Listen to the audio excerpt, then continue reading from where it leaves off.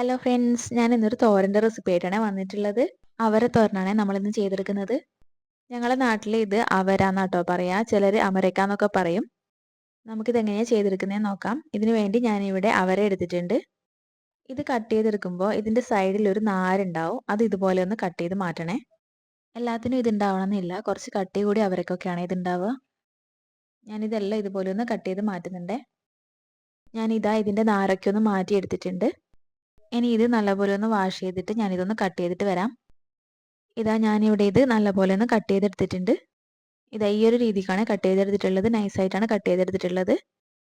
പിന്നെ നമുക്കിതിലേക്ക് പച്ചമുളക് വേണം. നിങ്ങളുടെ എരിവിന് ആവശ്യത്തിന് പച്ചമുളക് ചേർത്ത് കൊടുക്കുക കേട്ടോ.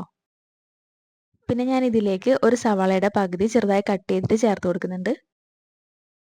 പിന്നെ ഞാൻ ഇതിലേക്ക് ചിരകിയ തേങ്ങ ചേർത്ത് കൊടുക്കുന്നുണ്ട്. തേങ്ങയൊക്കെ നിങ്ങളുടെ ഇഷ്ടത്തിന് ചേർത്ത് കൊടുക്കാം. തേങ്ങ കുറച്ചധികം ചേർത്ത് കൊടുക്കുമ്പോഴാണ് നല്ല ടേസ്റ്റ് വരുന്നത്.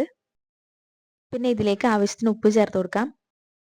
പിന്നെ ഞാൻ ഇതിലേക്ക് മഞ്ഞൾപ്പൊടി ചേർത്ത് കൊടുക്കുന്നുണ്ട്. 1/4 ടീസ്പൂണിനേക്കാളും കുറവാണ് ചേർത്ത് കൊടുത്തിട്ടുള്ളത്. എന്നിട്ട് ഇത് കൈവച്ചിട്ട് നല്ലപോലെ ഒന്ന് മിക്സ് ചെയ്തെടുക്കണം.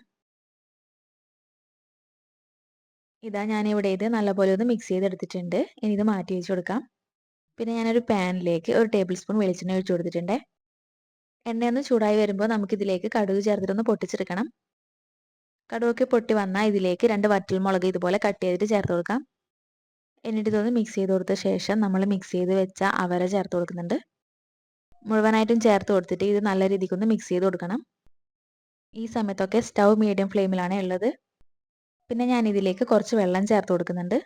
വെള്ളം അധികമൊന്നും ചേർത്ത് കൊടുക്കേണ്ട ആവശ്യമില്ല, കുറച്ച് മാത്രം ചേർത്ത് കൊടുത്താൽ മതിയാവും. നമ്മളിത് നൈസായി കട്ട് ചെയ്തുകൊണ്ട് തന്നെ പെട്ടെന്ന് തന്നെ കുക്കായി കിട്ടും. വെള്ളം ചേർത്ത് കൊടുത്തിട്ട് വീണ്ടും ഞാനിത് നല്ലപോലെ ഒന്ന് മിക്സ് ചെയ്ത് കൊടുക്കുന്നുണ്ട്.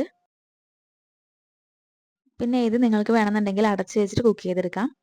ഞാനിവിടെ ഇത് അടച്ചൊന്നും വെച്ച് കൊടുക്കുന്നില്ല. സ്റ്റൗ ഒരു ലോ ടു മീഡിയം ഫ്ലെയിമിൽ വെച്ചിട്ടാണ് ഇത് കുക്ക് ചെയ്തെടുക്കുന്നത്. ഇടയ്ക്ക് ഇത് നല്ലപോലെ ഒന്ന് മിക്സ് ചെയ്ത് കൊടുക്കണം.